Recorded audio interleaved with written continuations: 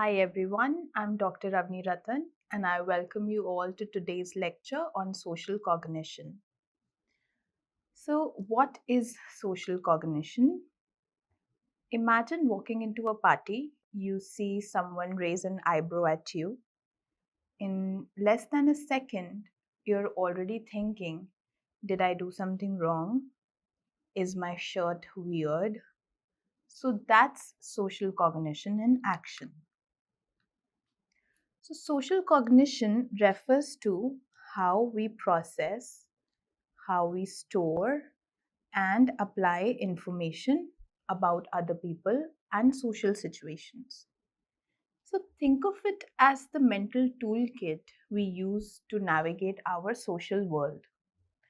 From deciding whether to trust a new person we meet to understanding why someone acted in that way.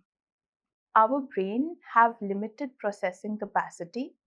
So like a computer with limited RAM, when we encounter too much social information at once, which is also known as information overload, we need shortcuts to help us make sense of it all quickly and efficiently. Discussing about heuristics. So what are heuristics? How we deal rapidly with large amounts of information is also known as heuristics. So, heuristics are mental shortcuts. What are heuristics?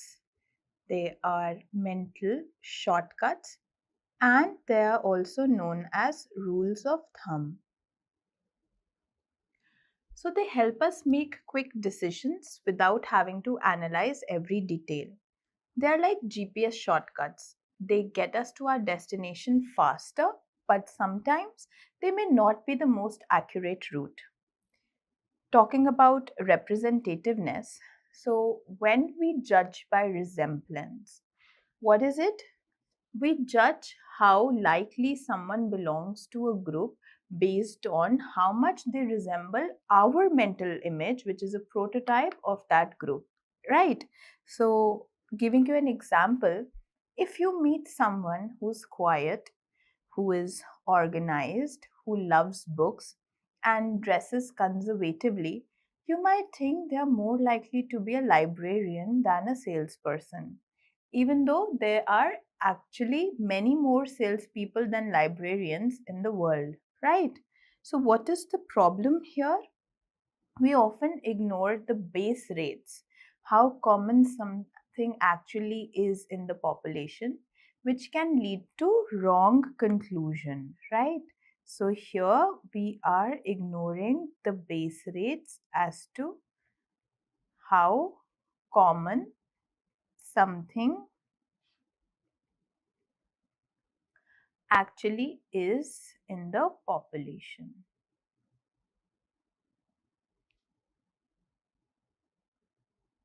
That is known as a base rate. Okay, so this could lead to wrong conclusions. Now, talking about the cultural differences, people from Asian cultures, they tend to consider more factors when making judgments, so they rely less on representativeness than the North Americans do. All right, now coming to availability. So if I can recall many instances, they must be frequent.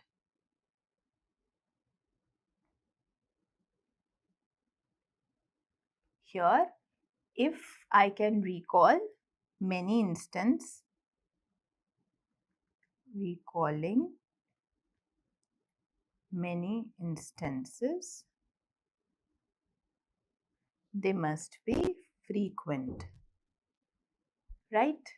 So many people think flying is more dangerous than driving, even though car accidents are much more common. Why is that so? Because plane crashes get much more media coverage, so we can easily remember them. So, if you can easily remember several times you used your phone while driving, you'll think you'll do it often. So, availability heuristic, let me give you a clinically relevant story on it. So, when a teen says that everyone's posting beach pics, my life sucks, but they're only seeing the highlight reel, they're not seeing the reality, right? So, cognitive distortions like catastrophizing and mental filtering are rooted in availability bias.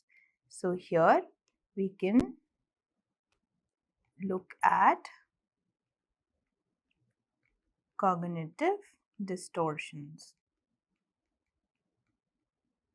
which are rooted in the availability bias. Okay, so why do you think that this happens? Dramatic and vivid events, they are easier to remember, but they are not necessarily more frequent. So, even doctors can be influenced by this bias.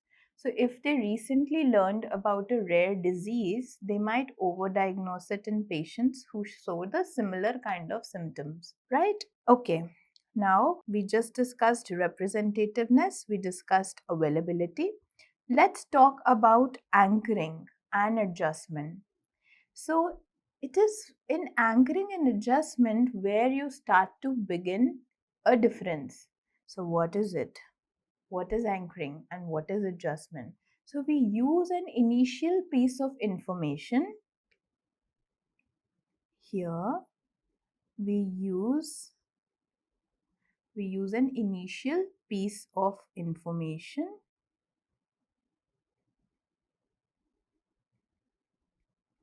which is the anchor, right? So, it is a starting point and then we adjust from there.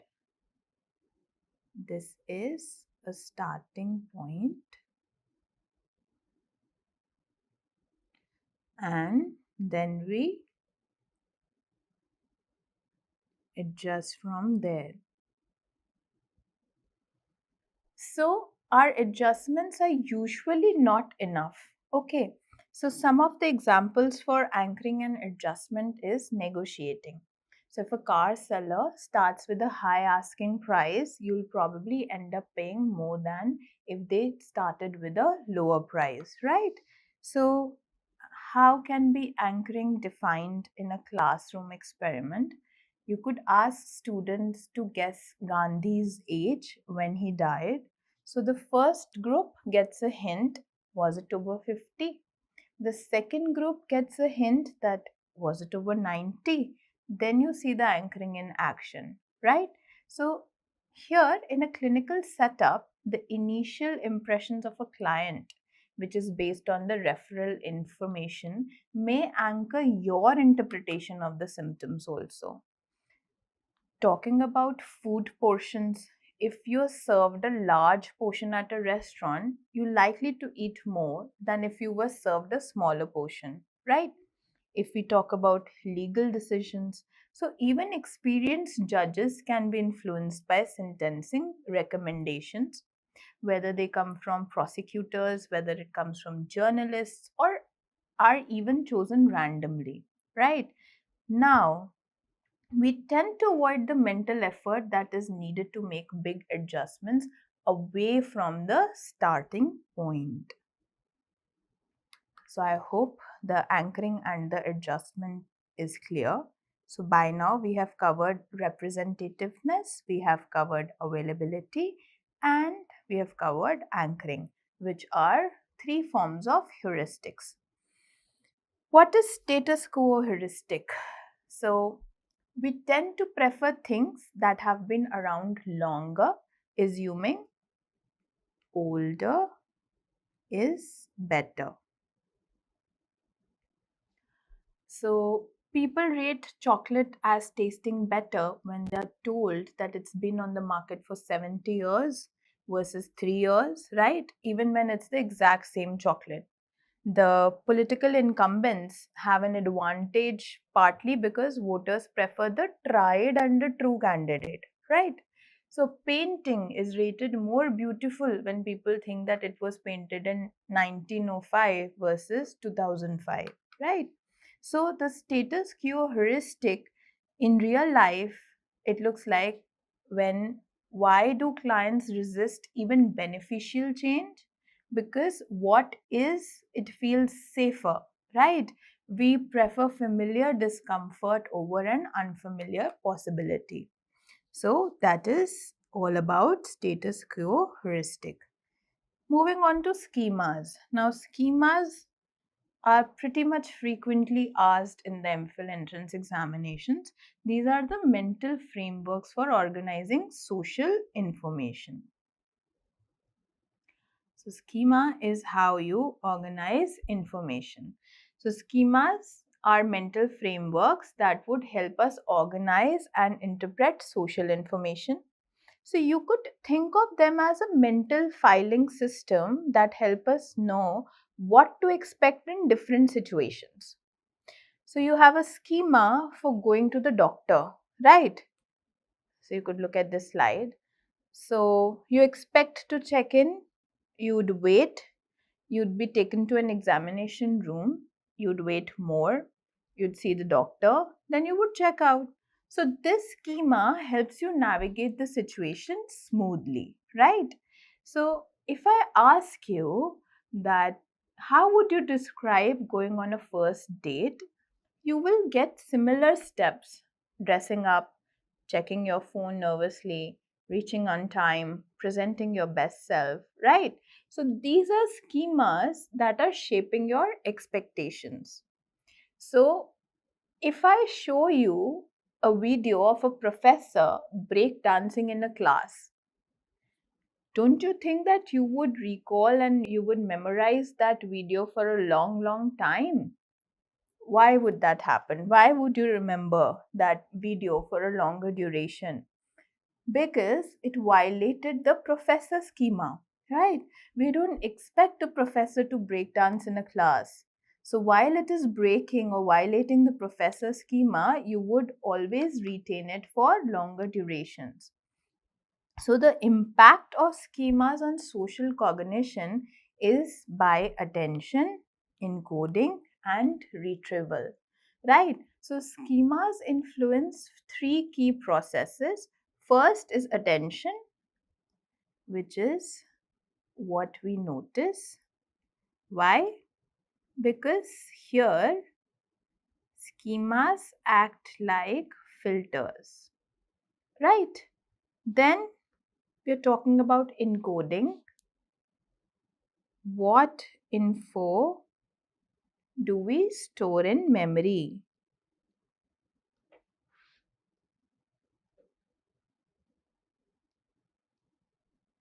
And lastly, we talk about retrieval. What information we remember later.